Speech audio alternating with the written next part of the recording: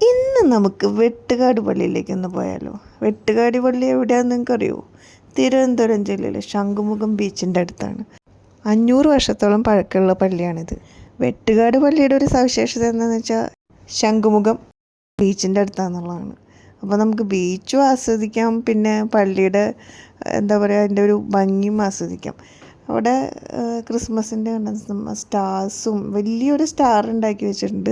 പിന്നെ അവരവരുടെ വർക്കുകളൊക്കെ ഇങ്ങനെ നടത്തിക്കൊണ്ടിരിക്കണമല്ലോ. നമ്മൾ പോയപ്പോൾ ഒന്നും ആയിട്ടില്ല, പക്ഷെ ഉള്ളതൊക്കെ നമ്മൾ ഭംഗിയായിട്ട് ആസ്വദിച്ചു എന്ന് വേണം പറയാനായിട്ട്.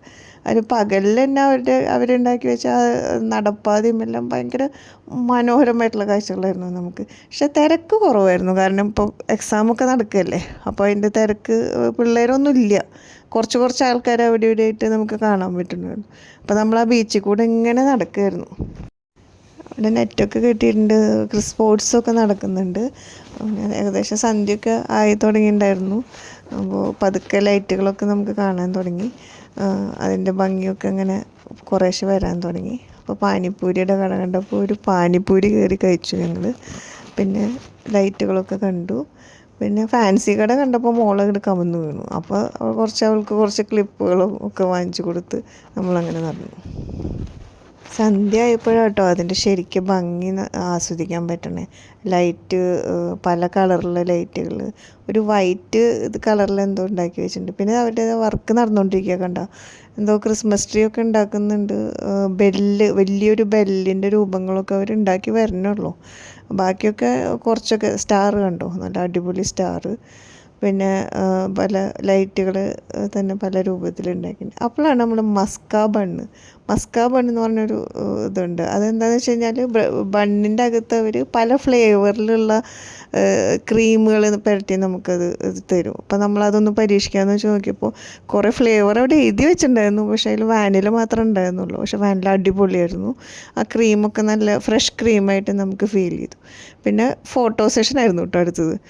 2025 എന്നൊക്കെ എഴുതി വെച്ച് നല്ല ഭംഗിയിലൊരു യെല്ലോ കളറിൽ എഴുതി വെച്ചിട്ടുണ്ടായിരുന്നു. അപ്പോൾ അവിടെ മോൾക്ക് ഫോട്ടോ എടുക്കണമെന്ന് പറഞ്ഞപ്പോൾ അവളുടെ ഫോട്ടോസൊക്കെ എടുത്തു. നല്ല ഭംഗി, ഫോട്ടോ എടുക്കാനായിട്ട് നല്ല അടിപൊളി സ്ഥലം കേട്ടോ.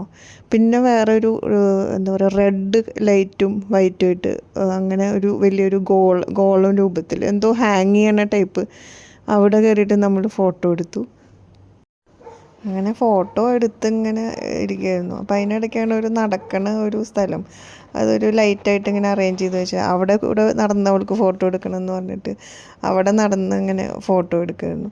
അങ്ങനെ അത് കഴിഞ്ഞപ്പോൾ വീണ്ടും ഒരു വേറൊരു സ്ഥലം, അതും ഇതുമാതിരി നടന്ന് നമുക്ക് വീഡിയോ എടുക്കാൻ പറ്റും. അപ്പോൾ ഞാൻ ഏട്ടനോട് പറഞ്ഞത് ആനക്കൊമ്പ് കമത്തി വെച്ച മാതിരി ഉണ്ട്, അതിൽ സ്റ്റാർ പിടിപ്പിച്ച മാതിരി ഉണ്ട്. ശരിക്കും കാണുമ്പോൾ അങ്ങനെ തോന്നി. പിന്നെ നമ്മൾ അത് കഴിഞ്ഞിട്ട് പള്ളിയുടെ അകത്തേക്ക് ഒന്ന് കയറാമെന്ന് വിചാരിച്ചു.